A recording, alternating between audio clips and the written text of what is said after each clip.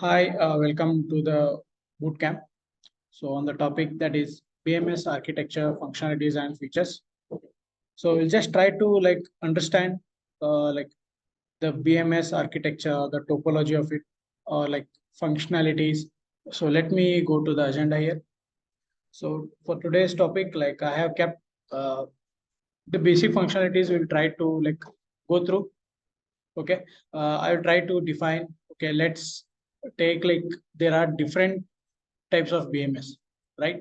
So for the EV vehicle, if you take you can find different type of vehicles. For example, there are some vehicles like from Hero Electric, okay, and there are some low cost EV vehicles, okay, Okinawa, like most of them like low cost EV vehicles, they are using a dumb BMS, okay, where you cannot do the configurations or like changes again. It's not a smart kind of thing in a short way, if I want to say. Yeah. And there are like smart BMS where you can take a vehicle name as like Ether, Ola, right? So those again based on different types of BMSs, you can find the different functionality levels, right? It either maybe the estimation side, either maybe the protection feature side. Okay, yeah. So we'll try to discuss those things, and then we'll talk about like sensing approaches. Okay, so when we talk about BMS, right? So BMS is nothing but your battery management system. For example, if I just want to talk some functionalities, let's say like SOC estimation.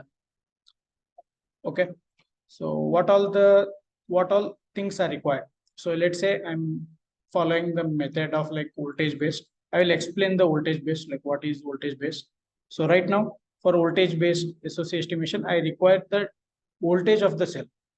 That is nothing but a terminal voltage of the cell, right? Yeah. So this terminal voltage has to be sensed from the battery.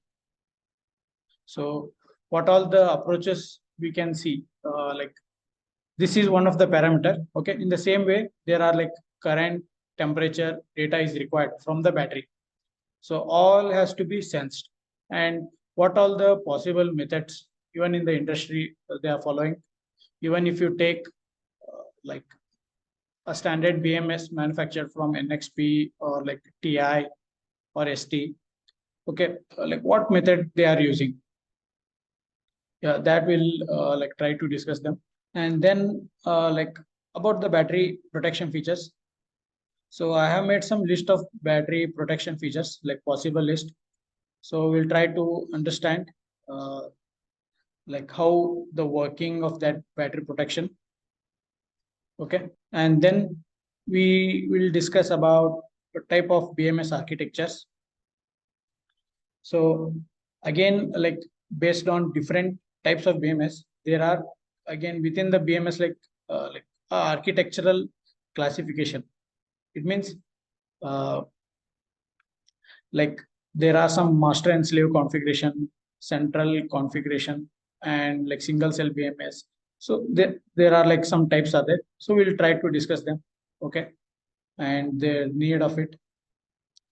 And at end, we'll try to discuss BMS estimation. So in that, I have considered right now state of charge. Okay, yeah, I will try to look through some different types of state of charge estimations. Yeah, okay. So with this, I will go ahead. So I just mentioned some of the functionalities here. Some of them I will try to like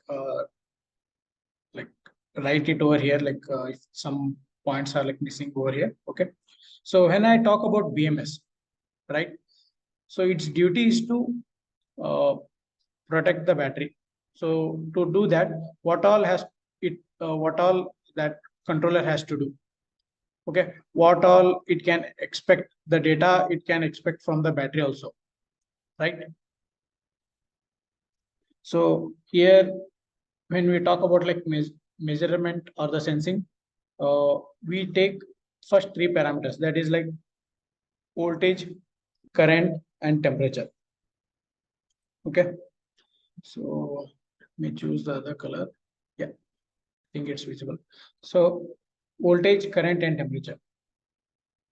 You take any battery pack or any BMS, and you want to do any like estimations of want to develop some protection logics, you need to play with only these three parameters. Okay, these are the parameters what you can expect from the voltage. So with this parameters itself, you can like do any kind of estimations. Okay, yeah. So the first task, if you take as a measurement, is one of the functionality where it does like voltage, current, and temperature measurement. And the next functionality, it does like estimations such as state of charge, state of health, and there are like state of uh, the state of energy. So and the state of power. So there are like different like parameters where you can do the estimation of those. So right now, if I like broadly, if I say like in India market, like most of them have achieved this one like state of charge in terms of estimation.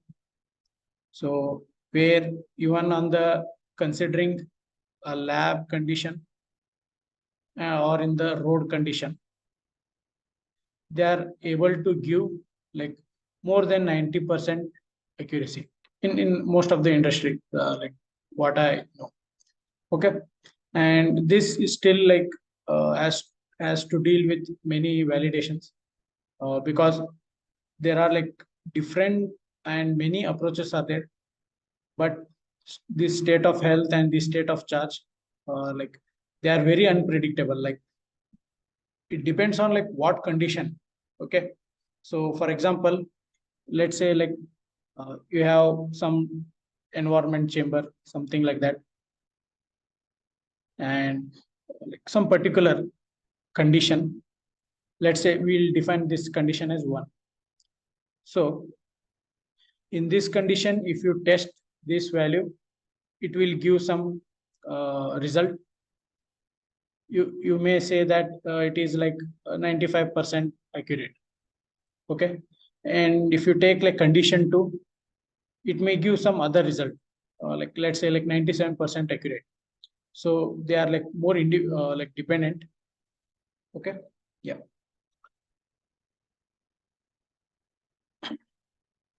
So this is one of the functionalities, and the cell balancing is there are two methods. Like there are like some more methods right now. Like majorly the industry focusing on these. Okay, where like does the work fast and like not much efficient, but does the work fast. Yeah, that is the one thing. There are some selfless balancing approaches there where it takes a lot of time to undergo the balancing. Okay, so this passive balancing and the active balancing, most of the two-wheeler market, and if you take their BMS and if you check, most of them they are following the passive balancing. When if you take the Ola or like Ather, yeah, and like many are working on the active balancing, but still not achieved and validated like with a more accurate data, with more accuracy, because a lot of complex algorithm are there in order to develop, even on the hardware side and also on the algorithm side. And when we talk about like passive balancing, like it is much straightforward. Yeah. And then protection. Okay. So I have mentioned some few just to showcase like what would be the protection. So under voltage, over voltage, over current, short circuit, and thermal related protections. There are like so many protections. Like if you take one standard BMS or like let's say like NXP based or like TI based, something like that. So you can find like more than 50s of protection logics or like protection features near to 100, I can say. Okay. Yeah. So, but there, as per AIS 156 standard, there are it has defined protection features. Means, for example, they have defined some 8 to 10 protection features. They have to be compulsory, has to be installed in your BMS. Okay. So as per the standard, like some 8 to 10 are there. I have not listed them. Like we'll try to look in some other webinar. I will try to make the list of it, or you can find it in AI standard. If you just type in the Google, and you will get the whole data. Okay. So some of them, like over voltage, under voltage, they are like compulsory, has to be installed, those protections. Okay. Yeah. And then like the charge control or discharge control, free charge control. Okay. So yeah, like uh, actually, like most of the time, the charge control, whenever you're charging the battery, or like if you know that lithium cell, like it requires, most of the people like follow CCCV pattern for charging the battery. Okay. Yeah. So there are different profiles. Like you can just try to look in the Google. Okay. You can just type charging profiles for lithium technology. You will get to see. But the most efficient one, where we can completely make use of the capacity of the cell and everything, they are following this one. Okay. Yeah. And the tapering of all this thing, again, the charger also will play a role. So right now we'll not talk about this one. Yeah. And the discharge side, uh, for the charge control and the discharge, or like for the common, there will be a relay or the contactor. So what exactly these does, right? So if you are charging a battery, and if you find a over voltage situation, then that relay will be used to cut off. Okay. If you know the meaning of the relay, it is acts as a switch, right? So let's take here. So here initially it will be in a contact. Okay. So when like if the situation comes like over voltage, then suddenly like it will get disconnected. Okay. Yeah. In this way, like the charge control and even for the discharge control happens. The free charge control just to avoid the interest current. And for the thermal, yeah. So if you have installed, let's say like you have active cooling for your battery. So you have installed some coolant pumps, or let's say like liquid coolant, or like or the fan control. So in order to like let's say turn on the fan, okay, the fan should not be completely on all the time, right? So when there is a rise in temperature, and if it crosses some particular temperature limit, then only it has to turn on. So who is going to give the signal? The BMS. So yeah. And yeah, and for the coolant also. So like to turn on the pump, like the signal will be given by the BMS itself.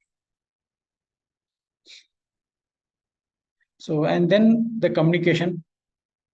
So let's say like if you have uh, a vehicle architecture such as like domain. Okay. For example, you have a VCU at the vehicle level controller, and then there is a BMS. So both will communicate through some protocols, let's say like CAN. So that technology will also be installed. Okay, it depends on what type of architecture of vehicle we are using. Yeah. Otherwise, if you are using, if you take up Hero Electric, the older versions, they don't have any CAN system or like any communication thing. Okay. Yeah. It depends. This is like completely depends. So some of them like uh, the BMS can be defined for only study purpose, for R&D purpose, something like that. So there you can use it for bench level, for data logging. Okay, for such you can use. And this power limiting and the prolonged life of the battery, again, they will come under these sections. Yeah. So these are some like in a broad view that how the BMS functionalities. Okay. So with this, like we'll try to look into the measurement or the sensing side. Here, like voltage sensing. So we know that like there are different approaches for sensing the voltage. So I'll just tell you, like if you are fresher to these concepts. So if you take if you just take a cell, if you are electronic or like any student, you can just do it in your college also. You can take like one controller or something like that. Okay, and if you with like if you want to estimate uh, the voltage of this cell from the controller end, so you can just connect to one of any one of this to the analog and this to the ground, and you can connect to the uh, laptop and you can like use the Arduino ID to build some code and you can check it out. So this is the basic hardware. When we talk about the multi-cell BMS, so this is not going to be the approach. Okay. So in the single cell, you can do this thing like from the positive to analog input and one to the ground. When we talk about like multi-cell, if you take a bike in order to achieve 48 voltage, at least like 14 to 15 cells in series should be there, right? And if you take like higher voltage, 72, and if you take up lorries or buses, like they have like 400 to 800. Okay. So if this is the situation, just think like what could be the cells should be in the number of series, right? So if that is the situation, then they have like some different approaches. We call it as like chipset technology. Okay. So it is a chip. We call it as AFE. AFE means analog front end. Okay. This chip, like basically, if I want to say in normal language, it has multiple analog inputs were designed to monitor the cells. Yeah. If you only take up a microcontroller, hardly if you take Arduino, you can find 10 to 15 has a max analog pins, right? And hardly you can find 4 to 5 grounds if you take a mega. Okay, as per I remember. Yeah.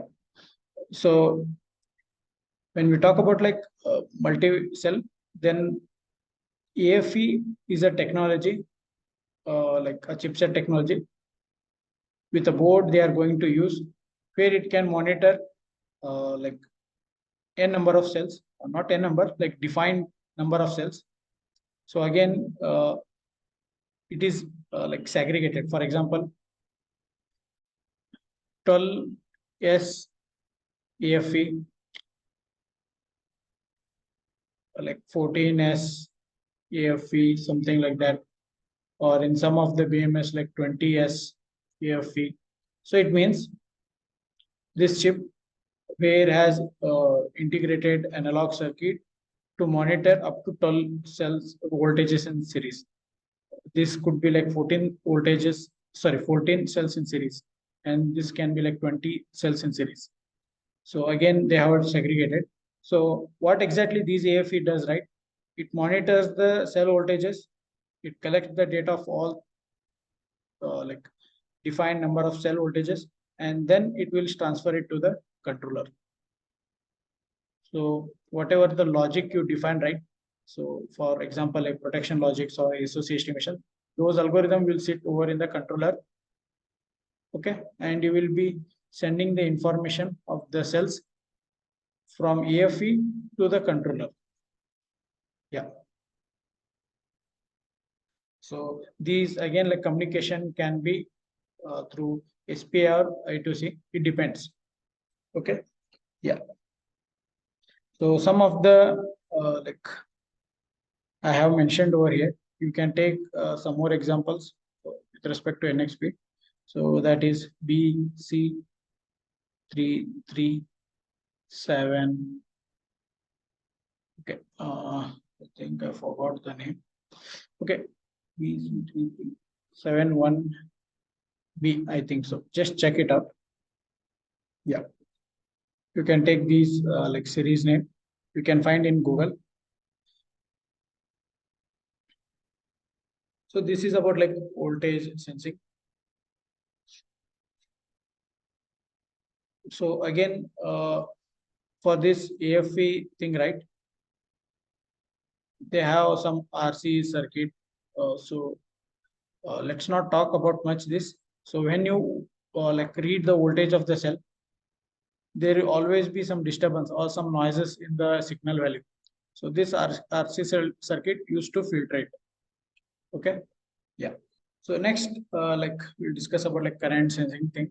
So most of the current sensors, most of the like if you take current sensing approaches, like one with shunt resistor based, where it will be like less expense or like less cost, and even like compared to the others, yeah, in terms of architecture or like yeah, and the Hall effect based current sensing, you can just check the principle like how it works. Here, if I say the connection, right? So for this shunt resistor, here you can see this is the resistor. So one end you will be connected to the positive of your load, other end like positive of your source. The source can be battery. Okay. And at some particular point on the sensor, like you are going to measure the difference, potential difference, like sensing. So with this, you can like take it to analog pin and yeah, it is voltage only. You are going to measure the voltage itself.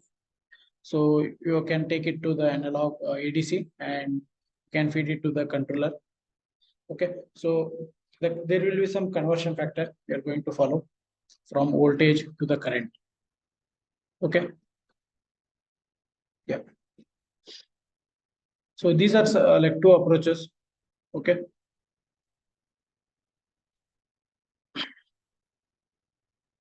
Uh, yeah. And then for the temperature sensing, there are like methods. One with like thermocouple. Okay. So what exactly it does, right? It is with this graph you can see like voltage based sensing. Yeah. So just give me a second. Sorry. So one with like voltage based sensing. So you can like compare the voltage with respect to the temperature value, right? This is one of the temperature sensing approach. And then like NTC, that is negative temperature coefficient, that is your resistance based. So what exactly it happens, right? So when there is a rise in resistance, you can see the changes in the temperature, right? So with this, you can get to know like small resistance can define as like high temperature. Okay. Yeah. NTC and the PTC. So the difference is that like NTC have resistance varies inversely with the temperature. This positive like resistance varies proportional to the temperature. Yeah. So these are like three parameter. Okay. You can take that current, voltage, and temperature. So from the cell, you need all these parameters.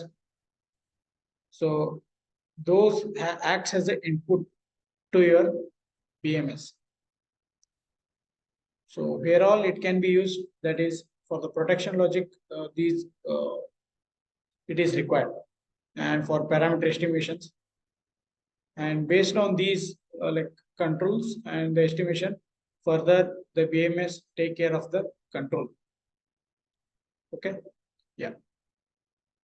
So this is the basic need of these parameters.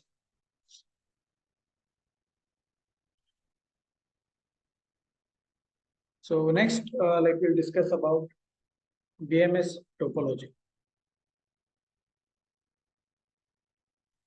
So BMS topology or like architecture, it depends on like type of BMS architectures. Okay. So one you are seeing over here, that is a centralized BMS architecture. Okay. So it means if this is the battery, for this battery, you will be having a controller chip and one with the AFE chip to like and as an analog front end AFE, right? So this is the only BMS where it has connected to all cells of the battery. Okay. So you can take this as an example. Yep. So we call it as like centralized BMS architecture.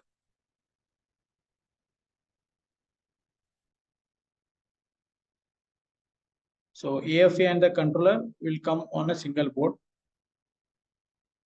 and then like you have connected over here. So yeah, and then there is a primary BMS structure and the modular. Okay, so both are like almost same, like they are same itself. So what exactly like different from the centralized BMS architecture is that there is a concept of master and slave.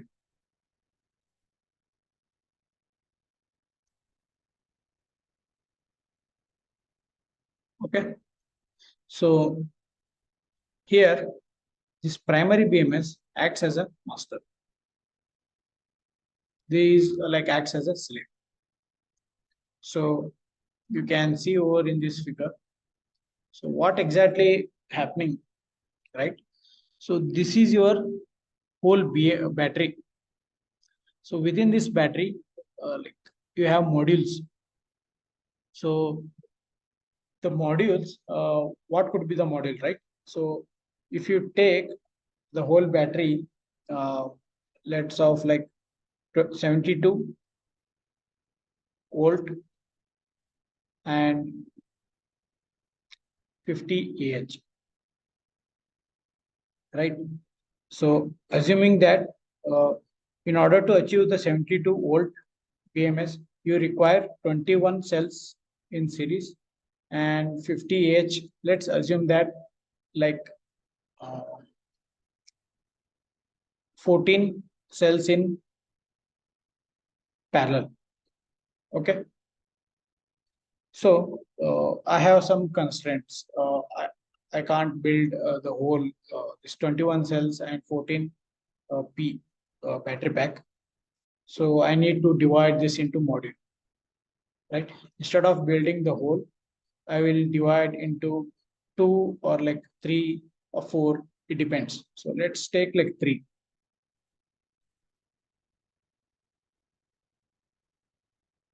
Okay.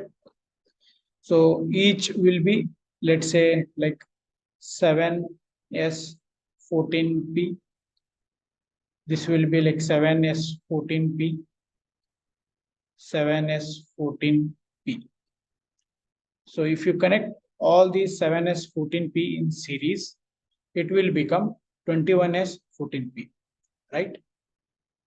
So I hope you understood this concept. So let's come back to here. So that is like each module. So if here they have connected each module in series. So for each module, they have a monitoring BMS. Yeah. So they are communicating to each other through SPI communication.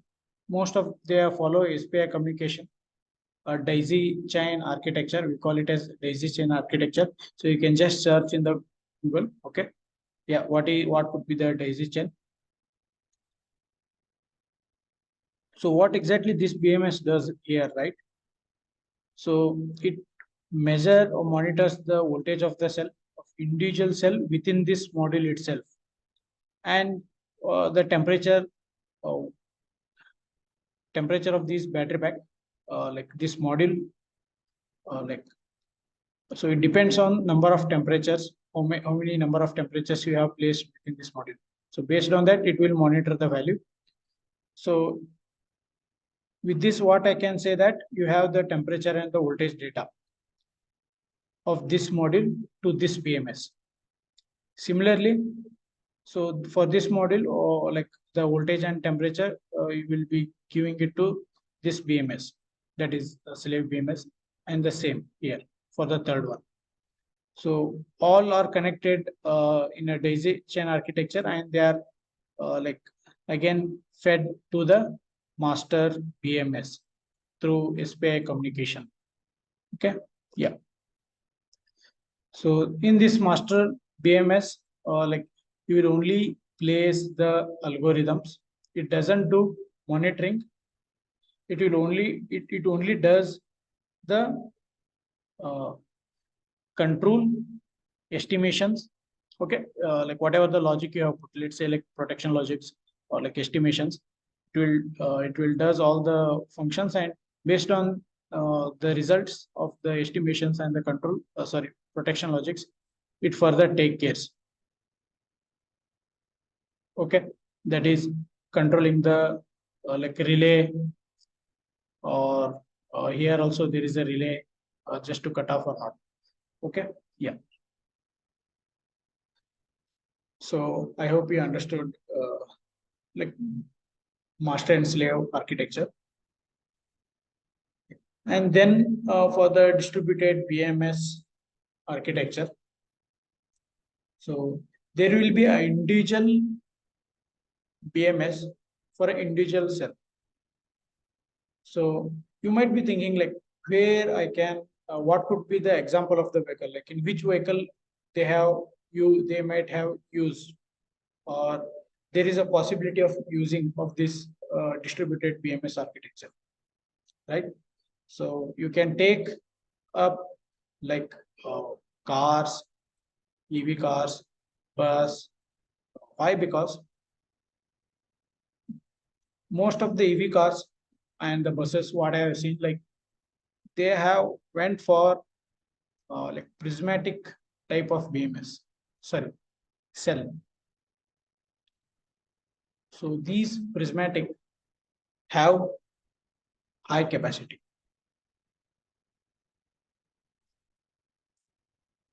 So you may take, I will take some example like 200 Ah, right? It is actually like too much, right? So 200 Ah, or there are some capacity like 150 Ah. Okay. So I have seen cells of these age also 150, 200. So if you have these kind of cells, so the designer won't concentrate on the parallel connection, right? So if you take a cylindrical cell, hardly they have, like if you take 18650, they have varying from 2.5 to 4 Ah. Okay, if you take 18650, if you take 32, 65, I think they hardly, like again 4 to 6 Ah, right? So in order to, if there, for example, for the bus or for the car, you need to achieve like capacity of like 300. Okay, I'm just taking a random example, the random number. So just think of like how many cells has to be there, right? So even the Tesla model, the first Tesla model, they have used the cylindrical cell itself. Yeah. So okay, let's come back to here.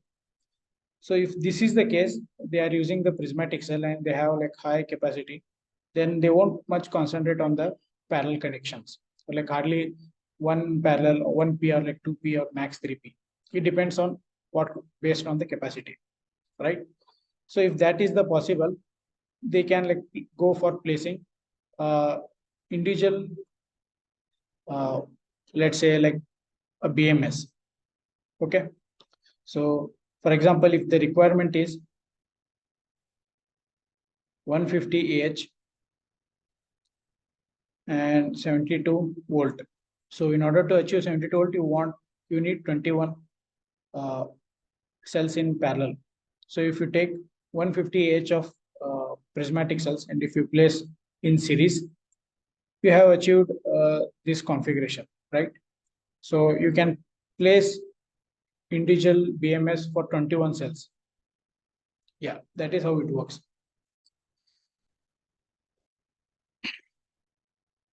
So these are like some of the topology. Now, like we'll discuss about uh, battery protection features. So you can just make a note or like you can take a screenshot. That is also okay. So these are some like protection logics where you can see even at the like a standard two-wheeler to three-wheeler vehicle. Yeah.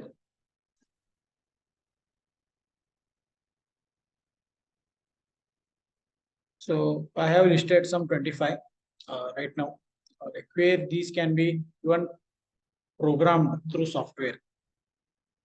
Okay. So before that, like over voltage protection.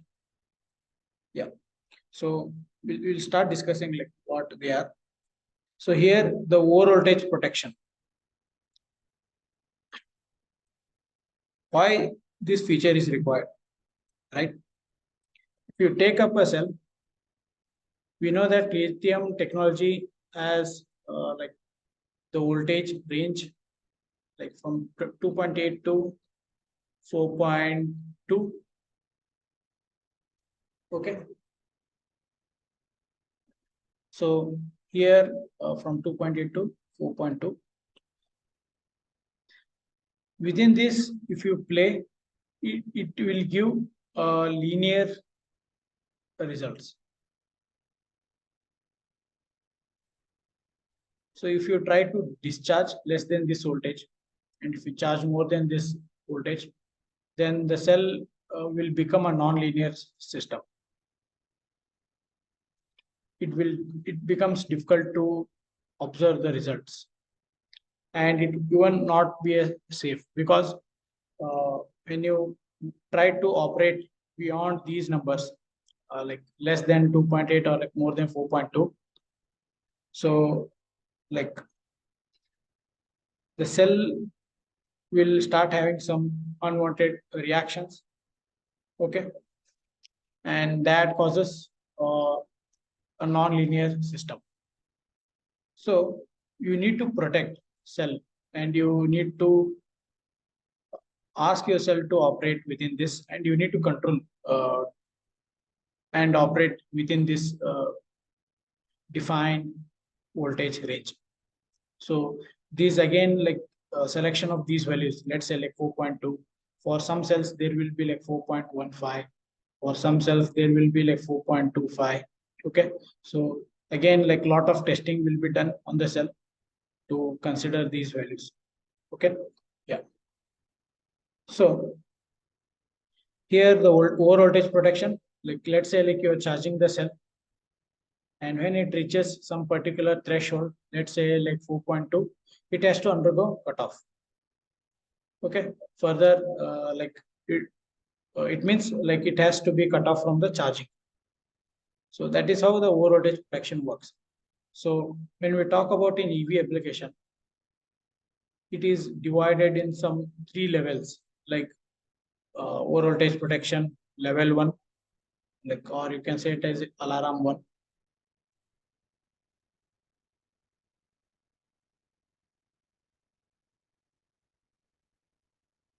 Okay. Why shall one go for person? Okay. Okay. Let's take this question. So for 200 AH cells, is it not recommended to use EFE IC? Why shall one go for per cell BMS? Yeah. So when we talk about like per cell BMS, right? So it will be very small, like at the cell level. I don't have any picture right now to showcase. So it has like already defined where you cannot. It is not a smart one. So it is already defined with some voltage conditions, current temperature condition, all the stuff. So yeah, when it comes to the cost wise, it may be costly. Okay. But the thing is that like when I was like explaining about that one, I have just given an example there. So that could be the one of the possible like a distribution architecture where you can use. Here, like as you mentioned, BQ7, PL440. So I think like for EFE IC, even you can use, we can use this also. So let's come back to the over voltage. Okay, where was I? Yeah. So I think I was explaining alarm 1, 2, 3. So here, like when I talk about like level 1, level 2, level 3 protection. So they define like once the level 1 is triggered, it has to give some warning. Okay. Some kind of indication maybe to the driver, like saying that, yeah, take off the thing like from the charging. Okay, some kind of message. Okay. So the alarm 2 will affect its performance. So here in the over voltage condition, it doesn't affect the performance. It means it will reduce the charging by 50%. So for example, if you are charging, okay, I'll just take some random value. If you are charging your battery with 100 watt, okay, I'm just taking a random example. So it will get reduced by 50 watt. So it will affect the charging performance, basically the charger. So that kind of profile has to be fed, okay, in order to make it work. The charging profile has to be fed, okay. And the level 3, if it reaches the level 3, like it will undergo the trip off, means complete cutoff. There won't be any charge passing to the BMS. Okay, yeah. The same way, like level 1, level 2, level 3, they have defined for the under voltage. Okay, so if it goes some particular alarm value, like let's say like under voltage, it will give the warning. For the second level, it affects the performance. So, for example, it may not like even if you go for full throttle, it may not like go beyond 50 kilometer per hour. Okay, I'm just taking a random example here. So it will limit your performance. And the third one can be trip off condition. So this is for the like these can be defined for cell level and also at the pack level voltages. Okay, so basically like they both are like same pack level. The logic will remain same. So only the application is for the cell level to the pack level. And then there is a voltage sensor fault. So how exactly it consider that? So it will take up all the cells. Let's say like you have 12 cells in series. Okay, and on the other hand, you will be measuring the voltage of your battery pack. So if you measure the all 12 cells voltage, and if you add them, let's say like you are getting like 47. And if you take a pack level voltage, you may get like 48. So if you find any like a difference which is greater than some threshold, let's say like the difference should not be greater than 3. If you take a difference, it should not be greater than 3. I'm just taking this random value. So if it goes beyond the 3, so some of the sensors are reading like fault values. So that you can define it as sensor fault. So if that is the situation, then it will reduce the performance or trip off condition. So this will act as a critical. Okay, so if you are not trying to measure it properly, then it affects the whole like because we are using the voltage value in our uh, estimations for our protection for like these, right? So we cannot if this becomes like fault, then we cannot rely on the voltage values, right? So it will act as a critical. The similar way for like battery over temperature, level 1, level 2, level 3. So it acts similarly like for the over voltage protection, something like that. Like if the temperature is greater than this, it has to give warning. And if level 2 alarm is triggered, like it will affect the performance and the trip of condition. So this battery over temperature will be during charging or discharging.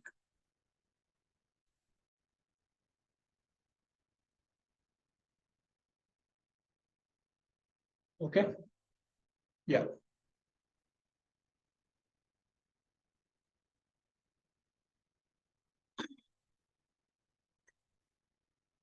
So next, like temperature, battery under temperature. So again, you can like define them in level 1, level 2, level 3. So it depends. It depends on the OEM or like whoever building the requirement for the BMS. Okay. Yeah. And the temperature sensor fault. So it similarly works as like voltage sensor. Yeah.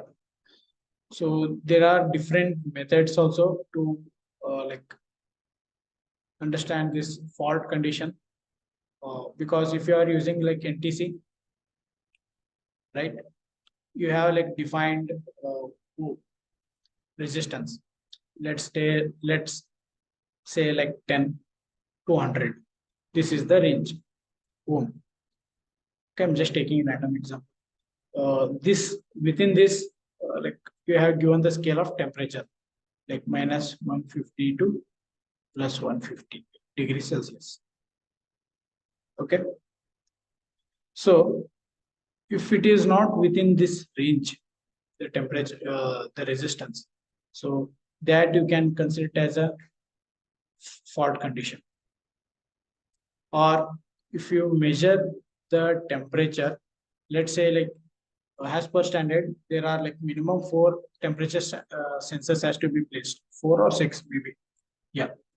So if you take an like if you try to read all the temperatures, if there is a deviation with respect to each other, gray, like we mentioned some number, let's say like 10 degrees Celsius.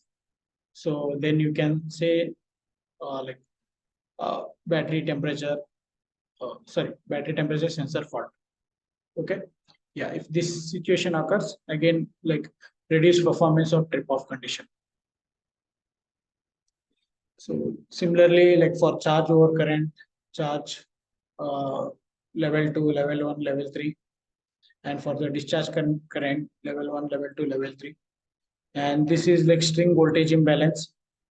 So if there is a voltage difference between the cells, if it is more than mentioned, then again like can be considered as a string voltage imbalance fault. And insulation alarm. So if there is any leakage of the current to the chassis, and through the insulation monitoring, if you measure, then you can like reduce the performance of the trip-off condition. Short circuit protection, IC temperature protection, fade temperature protections. So there are like different. Okay. Yeah. So I'm just giving some overview, like what could be the possible protection features in industry like they are using in the market. So next, like we will discuss about, quickly we'll discuss about the state of charge. So it is one of the parameter, like if you see in even your battery, sorry, in your mobile, where you can see the charge that is 100% or like 90%, right? So that is coming through, that is nothing but your like state of charge. So it is a like measurement of amount of energy available in the battery, or like instead of energy you can say capacity available in the battery at specific point of time is expressed in the percentage format. So like there are different measures, methods to estimate. So one with voltage based. So yeah, you will be planning a scaling, like let's say you know that cell voltage will play within 4.15 to 2.8, something like that, right? So for this 4.15, you can say like 100% SOC, 2.8 has like 0% SOC. So when the cell voltage reaches 3.6, you may define like 60% SOC. In this way, like you can measure the SOC. It is straightforward, a lookup table. Okay. Topic. Yeah. And then there is a like, okay, I'll come back to this point. Coulomb counting. So Coulomb counting is nothing but current, like counting the charge going and coming out of the battery. Okay. That is what is Coulomb counting. So we are like using this equation. So here this is the present SOC at the time t, and SOC t minus 1. Okay, this can be acting as like previous SOC, and this will be like 0 to t time, and integrating IDT divided by the battery capacity. Okay. Yeah. So this is the equation, like Coulomb counting based. And then there is a Kalman filter, like given different neural methods. Okay. Yeah. So these are some approaches, what I can say. So with this, like I can say that the boot camp like topic is over. Okay. Okay, this one, right? So we can discuss this one. So what exactly this represent, right? So if you search in the Google that if you take up different cells, like of the within the lithium technology, that is NMC, LFP, so you can find different nominal voltage. Okay, the nominal voltage of NMC is like 3.6, where the nominal voltage of LFP is 3.3, I think so. 3.3 or 3.2. Yeah. So, okay, for the different like nominal voltage, you can see the difference in the graph. This is OCV graph. So this also affects your measurement. Okay. So right now, like I won't talk much about this one because it requires like a lot of understanding. So yeah. So I'll just end this section. So thank you.